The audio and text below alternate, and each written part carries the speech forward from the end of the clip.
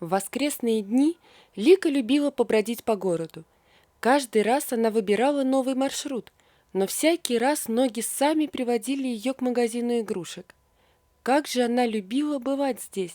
Сколько в магазине было всего! Куклы, конструкторы, машины, роботы и мягкие игрушки. Да что говорить, здесь были самые настоящие дома с мебелью для кукол. Когда Лика была маленькой девочкой, о таком даже мечтать не могла. Ее любимым развлечением была лишь вырезанная из картона фигурка девочки, которую она наряжала в бумажные платья и костюмы. Но однажды случилось чудо. Проснувшись утром, накануне Нового года, она обнаружила под елкой большую картонную коробку. Улыбающаяся мама попросила дочку открыть коробку. Девочка никак не могла решиться и спросила маму, что же там, в коробке. А мама ответила, что это подарок от Деда Мороза. «Ну открывай же, скорей!» – поторопила мама. Лика сняла крышку и ахнула.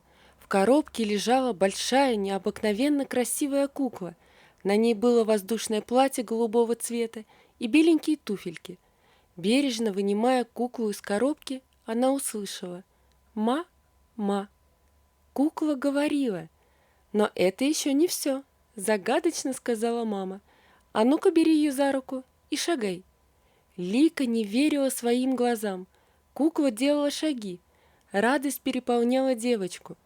Целый день она не расставалась с куклой, а вечером уложила ее к себе в постель. Теперь у нее была подружка, с которой можно было пошептаться и доверить девичьи секреты. Сейчас же голова кружилась от такого изобилия и разнообразия товаров. А вот покупать игрушки Анжелике было пока не для кого, хотя ей и было почти 30 лет, но она до сих пор была одна. Купив себе очередную головоломку, расплатившись на кассе, она направилась к выходу. И тут почти сразу на нее с разбега наткнулся карапуз лет 5. Он смотрел на нее широко распахнутыми глазами и улыбался. Лика присела к мальчугану, чтобы спросить, где его родители. «Мама, мама, ты моя мама?» С надеждой в голосе радостно воскликнул малыш. «Почему ты так решил?» – удивилась девушка. «Потому что ты красивая, а папа сказал, что наша мама самая красивая», – ответил мальчик. Лика взяла ладошки мальчика в свои руки и уже не смогла оторваться от детского лучистого взгляда. И тут боковым зрением она заметила, что бегом к ним приближается высокий симпатичный мужчина в распахнутой куртке. «Вот сорванец!» – подбежав к ним, сказал мужчина. «Он так быстро бегает, что я проглядел, когда он успел убежать в этот отдел. Спасибо, что удержали его». «Да не за что. По-моему, мы с ним друг другу понравились, только не успели познакомиться. Меня зовут Лика, а тебя как?» – обратилась она к малышу. «А меня зовут Максим». Догадавшись, что Лика не его мама, загрустив, ответил мальчик. «Какое же у тебя красивое имя», — сказала девушка. «А мое имя вы не хотите узнать?» Улыбаясь, спросил мужчина. «Отчего же? Представьтесь». Чувствуя смущение, ответила Лика. «А я Михаил», — гордо ответил он. «Да у вас у обоих очень красивые и созвучные имена». «О, это традиция нашей семьи. У нас все мужчины с именами на букву «М». Какая славная традиция. А в нашей семье все женские имена начинаются на букву «А». Ангелина, Анастасия, Антонина, Анна и я, Анжелика. Очень приятно и удивительно. А где же ваш ребенок? Заинтересованно спросил Михаил. У меня еще нет детей. Я сама люблю приходить в этот магазин. Наверное, в детстве не доиграла, смущаясь, ответила Лика. Максимка наблюдал за разговором взрослых, а сам так и продолжал держать Лику за руку. «Извините, что задержали вас», — сказал Михаил, а сам почувствовал, что не хочет расставаться с этой милой девушкой. «У нас по воскресной программе цирк». И тут Максим, чтобы на него наконец-то обратили внимание, потянул Лику за подол плаща и спросил: «Тетя Лика, пойдем с нами в цирк? Пожалуйста». Девушка вопросительно посмотрела на Михаила, а он, увидев, что она в замешательстве, сказал, что они, конечно же, приглашают ее в цирк. 100 лет не была в цирке, «Я с удовольствием принимаю ваше приглашение», — радостно ответила девушка. И, взявшись за руки, все вместе вышли из магазина. Они подошли к дорогой иномарке. В такой машине Лика еще не ездила. Максим тут же забрался на заднее сиденье, а Лика, еще стоя у машины, спросила Михаила о жене. Он сразу помрачнел и с горечью в голосе ответил, что 2 года назад она погибла в автокатастрофе. «Ну садись, скорей!» – нетерпеливо произнес малыш. И Анжелике ничего не оставалось, как сесть рядом с ним. Он тут же крепко взял девушку за руку и придвинулся к ней. Лика чувствовала, что нравится этому мальчугану. До представления еще оставалось время. Они купили билеты и отправились в кафе напротив. Время было обеденное, все уже проголодались, поэтому от еды никто не отказался. Пообедав, они пошли в цирк. Максим бежал впереди, а Михаил и Лика шли следом. «Вы очень понравились сыну, и вы действительно очень похожи на мою погибшую жену», начал серьезный разговор Михаил. «Мне тоже очень понравился ваш малыш, такой добрый и милый. У меня такое чувство, что я знаю его с рождения», ответила Лика. «Вы и правда очень любите заходить в магазин игрушек?» спросил мужчина. «Да, я каждое воскресенье гуляю по городу и непременно захожу в этот магазин. Люблю побродить у витрин. Сейчас так много игрушек, что с одного раза все не рассмотришь». «Да, действительно. Мы тоже гуляем с сыном только по воскресеньям. У меня своя строительная фирма, и свободного времени почти нет. Только воскресенье я полностью посвящаю ему, а 6 дней в неделю с ним занимается няня. Мои родители живут в другом городе. Они настаивали, чтобы я отдал им Макса, но я считаю, что дети должны жить с родителями», сказал Михаил. Они подошли к цирку. До представления оставались считанные минуты. Все с большим интересом смотрели выступления артистов, забыв обо всем. Когда вышли из цирка, Михаил спросил Лику, где она живет. Девушка назвала адрес, и они поехали. Не доехав до дома Лики, Максим уснул. Она оставила на сиденье рядом со спящим мальчиком подарок, купленную утром головоломку. Потом вышла из машины, и Михаил вышел проводить ее. «Извините, что отняли у вас столько времени. Спасибо вам», — поблагодарил он девушку. «Ну что вы, это вам спасибо. Такого выходного у меня давно не было. Я чудесно отдохнула». И, сказав «до свидания», Лика вошла в подъезд. Поднимаясь в квартиру, девушка вдруг задалась вопросом. «Странно, почему Михаил не спросил у меня номер телефона?» А Михаил, сев в машину, мучительно спрашивал себя, и почему же я не узнал номер ее телефона? Зайдя в пустую квартиру, Лика вспомнила все яркие моменты сегодняшнего дня, как они стояли в магазине, а вот уже обедают в кафе, и в цирке им было так весело и хорошо. Со стороны они смотрелись, как дружная и счастливая семья. А с понедельника началась рабочая неделя. Анжелика работала в центральной библиотеке. Читателей каждый день было много, а еще больше было работы с документацией. Даже помечтать девушке было некогда. Только вечерами, когда приходила домой, она вспоминала так понравившихся ей 2 симпатичных мужчин.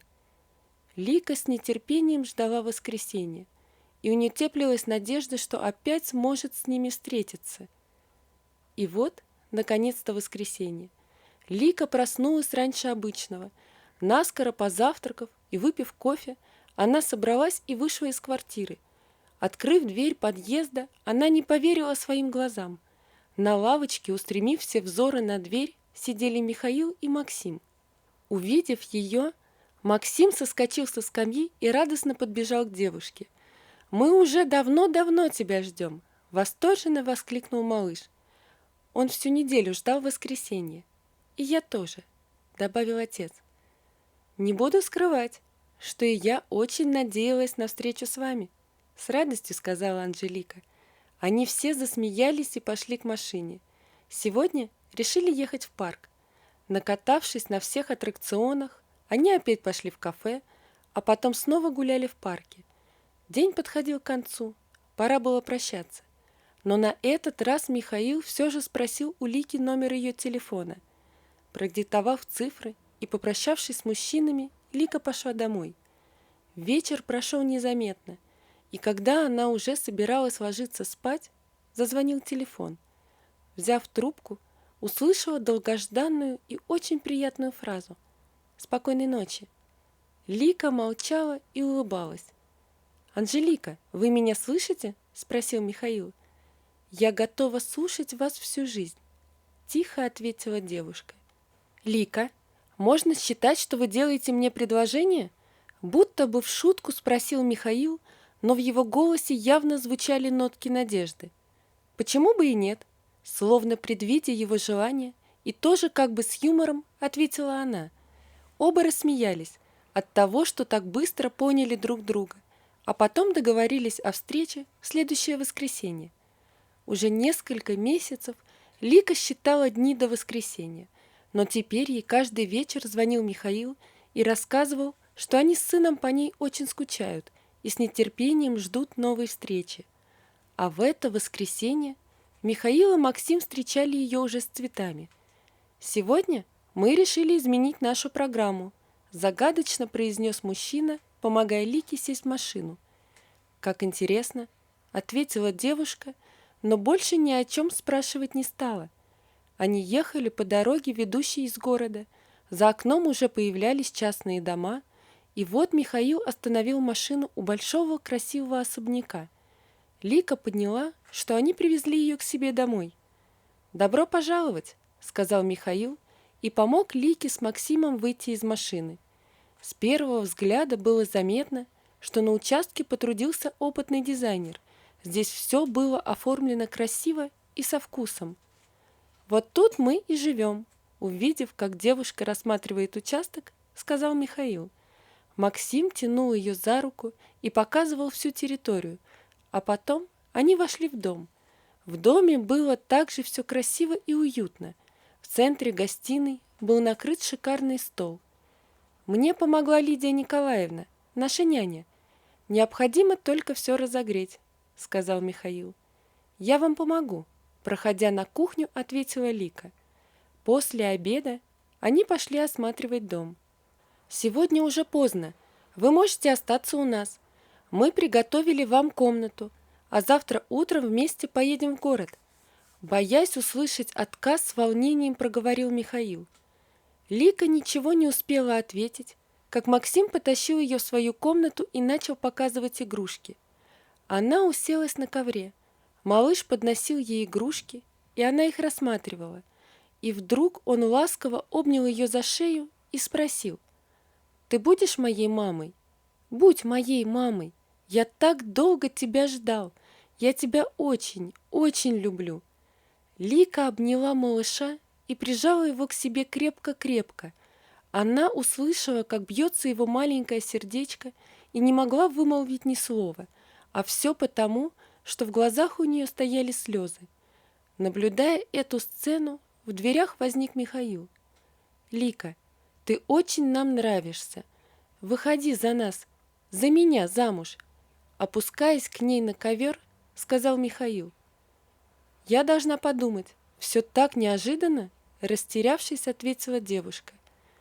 «Ты можешь думать сколько хочешь, а пока наш дом в полном твоем распоряжении», обняв сына вместе с Ликой, сказал Михаил. Уложив мальчика спать, Лика и Михаил разожгли камин и долго сидели, обнявшись, глядя на огонь. Утром они уехали на работу, а Лидия Николаевна заступила на пост. А уже вечером после работы Лика, захватив с собой самые необходимые вещи, поехала к своему названному сыну Максиму навстречу своему будущему счастью. Через некоторое время у Максимки появилась сестричка, которую уже по семейной традиции, конечно же, назвали Аля. Вот такая история, друзья. Напишите, пожалуйста, что вы думаете об этой истории. Не забудьте подписаться на канал и поставить лайк. Помните, что истории выходят не только здесь, но и на Рутуб. Всего вам доброго. До свидания.